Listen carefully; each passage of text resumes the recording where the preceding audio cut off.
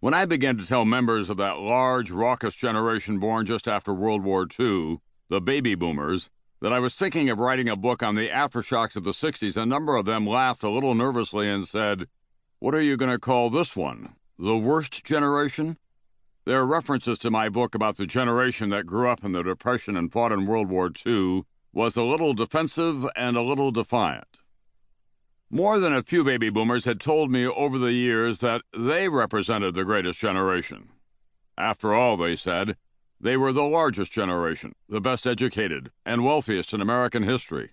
More important, many believed they stopped a war, changed politics, and liberated America from the inhibited and inhibiting sensibilities of their parents. Whatever their beliefs, I assured my boomer buddies that I don't think they represent the worst, but I also teased that I didn't think many of them were as great as they thought they were.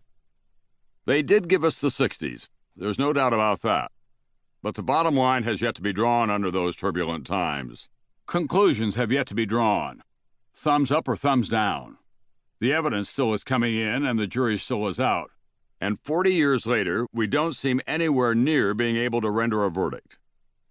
In fact, here we are nearing the end of the first decade of the 21st century, and as you will discover in this audio book, many of the debates about the political, cultural, and socio-economic meaning of the 60s are still as lively and passionate and unresolved as they ever were back in the day.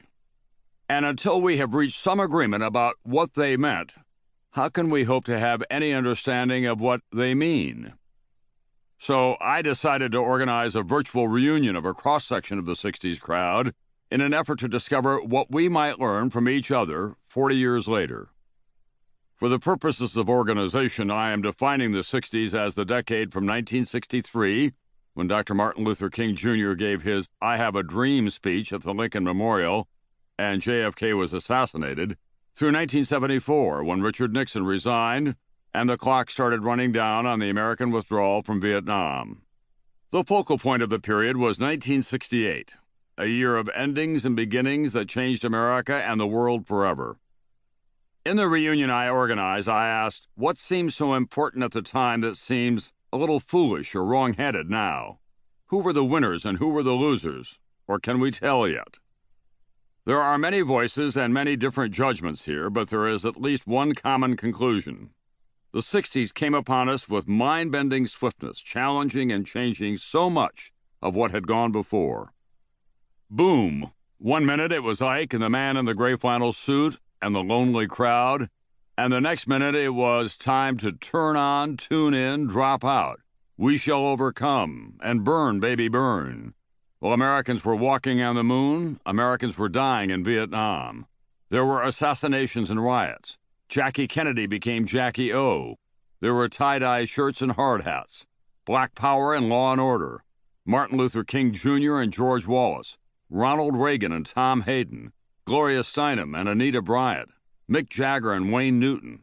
Well, you get the idea. I was born in 1940, making me part of that awkward 1930 to 1945 overhang between the greatest generation and the baby boomers. Born too late to fight in the war, and too soon to be counted as post-war, we are changelings with feet in both camps. I began my marriage and my career as a journalist in 1962, a straight-arrow product of the 50s.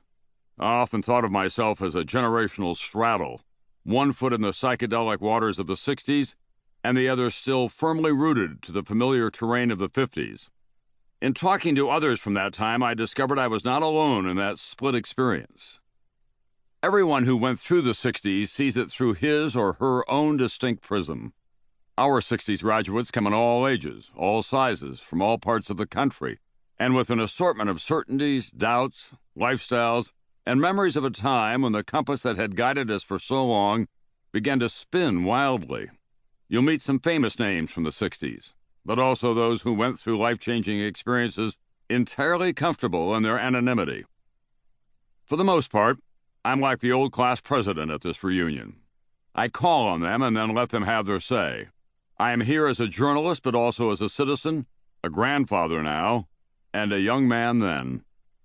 Not everyone you might like to hear from is in this reunion, but I am confident that the people I met along the way, then and those who intrigue me from afar have something to say about then and now worth hearing.